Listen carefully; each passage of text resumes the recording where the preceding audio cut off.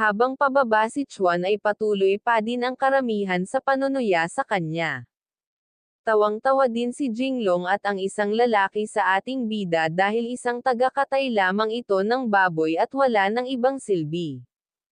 Ayon sa kanya na inakala niya na maglalabas ang Ching Cheng Academy ng isang tunay na dragon ngunit lumabas na ito ay isang taga-katay lamang ng baboy.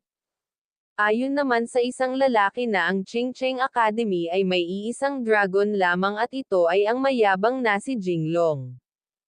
Agad namang pinuri ni Jinglong ang lalaki dahil sa sinabi nito patungkol sa kanya habang ang ating bida ay makikitang tila malungkot. Agad namang lumapit si Lingshan para siya ay pasayahin at pagaanan ang loob. Sinabi niya kay Chuan na okay lang iyon, sabay hawak sa buhok ng ating bida. Bulalas pa niya na nagawang magising ni Chuan ang divine level butcher, ibig sabihin ay sinundan ng ating bida ang yapak na kanyang ama na isa ding taga-katay ng baboy. Marami naman ang nainggit dahil sa kabila ng pagiging basura nito ay may isang magandang babae ang palaging nasa tabi ng ating bida at may ilan ding nagagalit. Sinabi ni Lingshan na siguradong matutuwa ang ama ng ating bida, gayon din ang kanyang ama kapag nalaman ng mga ito na nagawa niyang magising ang divine tier na kakayahan.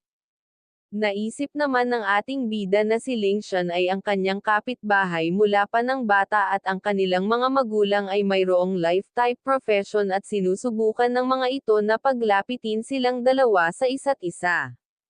Maya-maya pa ay tinatawag na ang pangalan ni Lingshan para sa susunod na aakyat sa entablado, kaya nagpaalam na ito kay Chuan dahil siya na ang aakyat. Bulalas pa niya na hindi siya sigurado kung magagawa niyang mamana ang tailoring profession ng kanyang ina o ang winemaking profession ng kanyang ama, ngunit kahit ano ang mangyari ay mananatili nga raw siya sa tabi ng ating bida.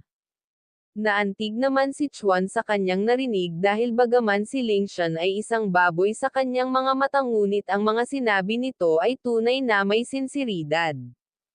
Dahan-daang inilapat ni Lingshan ang kanyang kamay sa stone platform at umaasa ng magandang awakening at nang lumapat ang kanyang kamay ay agad na naglabas ng isang malakas at nakakapanginig na hangin sa kanyang palibot na kahit ang mga tao ay naaapektuhan sa lakas ng enerhiyang nagmamula kay Lingshan. Hindi din makapaniwala si Lingshan sa nangyayari dahil hindi niya inaasahan ang mga ito, habang ang principal ay labis na humanga dahil nagawang magising ni Lingshan ang legendary profession. Isa itong combat-type profession na tinatawag na Snow Soul Sword Immortal. Ang malamig na hangin ay pumapalibot sa kanya, tanda ng kanyang malakas na profession na kanyang nagising.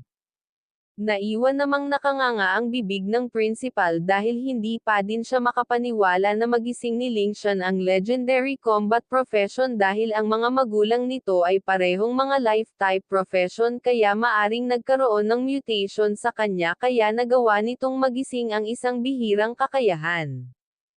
Makikita naman si Lingshan na napapalibutan ng asol na enerhiya ng lamig na tila nakikipag-isa sa kanyang katawan.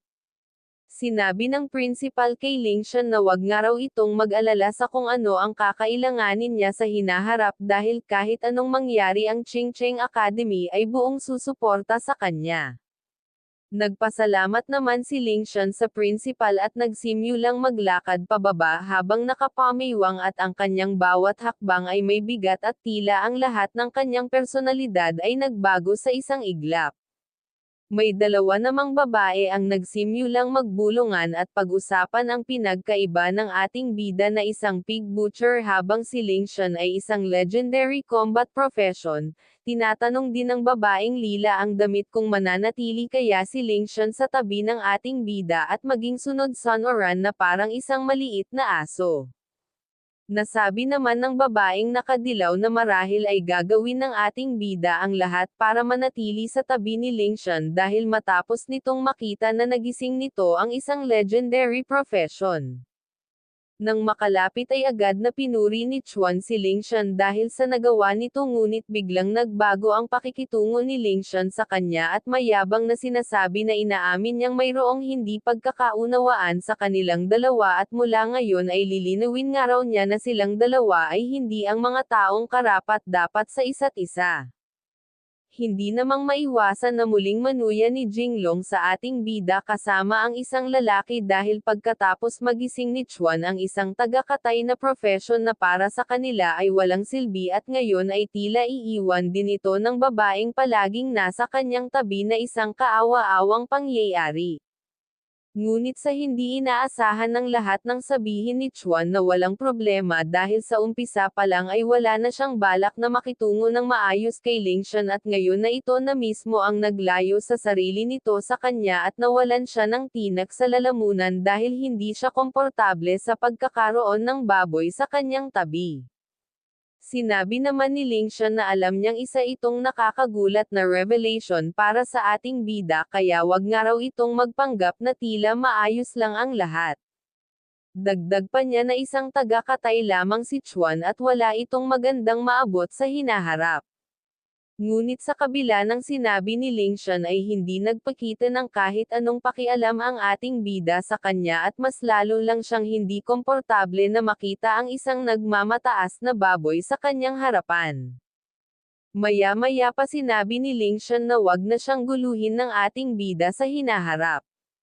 Nang sabihin iyon ni Lingshan ay agad nang tumalikod ang ating bida para umalis dahil sa wakas ay sinabi na nito ang kanyang gustong marinig na layuan siya dahil iyon din ang gusto niyang mangyari kaya ganoon na lang ang pagkagulat ni Lingshan dahil tila masaya pa ang ating bida matapos ang lahat. Lumapit naman ang mayabang na si Jinglong at sinabi na mukhang kakailanganin siya ni Lingshan para turuan ng aral ang ating bida ngunit walang naging tugon si Lingshan sa kanya dahil iniisip nito na nagpapanggap lamang na okay ang ating bida matapos niyang sabihin na layuan siya nito. Kaya ibinaling na lamang ni Jinglong ang kanyang inis sa ating bida at galit nitong tinatawag si Chuan na taga-katay ng baboy dagdag pa niya na lumapit nga raw ito sa kanya ngunit laking gulat niya nang hindi nakinig ang ating bida sa halip ay patuloy lang ito sa paglalakad papalayo kaya hindi na nakapagtiis si Jinglong at hinawakan ang braso ni Chuan habang tinatanong kung bingi nga ba raw ang ating bida dahil kinakausap niya ito ngunit hindi siya nito pinapansin. Ngunit nang inag sa takot si Jinglong nang nanlilisik na titigan siya ng ating bida habang tinatanong kung ano ang kailangan nito sa kanya. Sa labis na takot ay napa-atres ang mayabang na si Jinglong at nagtataka kung paanong nakaramdam siya ng takot mula sa ating bida na itinuturing niyang isang basura at walang silbi. Pakiramdam niya nang titigan siya ni Chuan ay hindi siya makagalaw at tila nakagapos ng mahigpit sa isang chopping board at handang paghiwa-hiwain ng ating bida ng maraming beses ng buhay. Lingid sa kanyang kaalaman na ito ay isa sa kakayahan ng Blood Shadow Butcher ni Chuan na magdudulot ng takot at panginginig sa lahat ng baboy sa loob ng isang segundo at si Jinglong ay hindi nakaligtas dahil para sa ating bida ay isa din itong baboy. Nagsimula namang pagtawanan ng mga tao ang mayabang na si Jinglong dahil sa nangyari at kahit ang lalaki na kanyang kasama ay nagtataka kung bakit kumilos ng ganoon si Jinglong sa harap ng ating bida na tila maiihi ito sa kanyang sariling saluwal. Hindi naman matanggap ni Jinglong ang pagpapahiya sa kanya ng ating bida kaya galit siyang sumugod para suntukan si Chuan ngunit agad din iyon naramdaman ng ating bida kaya hinarap niya ito ng sarili niyang mga kamao at nang magtama ang kanilang kamao ay nagpakawala ito ng malakas na shockwave ngunit sa huli ay si Jinglong ang nasaktan at sa labis na sakit ay napasigaw ito at makikitang namula ang kanyang kamao mula sa suntok ng ating bida. Hindi naman makapaniwala ang marami lalo na ang kasama ni Jinglong at si Lingshan na magawang matalo ng ating bida si Jinglong dahil higit na mas malakas ito kung ikukumpara sa ating bida na isang taga-katay lamang. Pasiga namang sinabi ni Jinglong na imposible siyang matalo sa ating bida na isang butcher lamang. Nagulat ang lahat sa kanilang nasaksihan dahil nagawang matalo ni Chuan si Jinglong at may ilan ding nakapansin na namamaga ang kamay ni Jinglong mula sa sagupaan habang ang ating bida ay walang kahit anong galos kaya napapaisip ang iba kung malakas nga ba ang ating bida. Galit namang sinigaw ni Jinglong na papatayin nga raw niya si Chuan dahil sa pagpapahiya nito sa kanya sa harap ng lahat.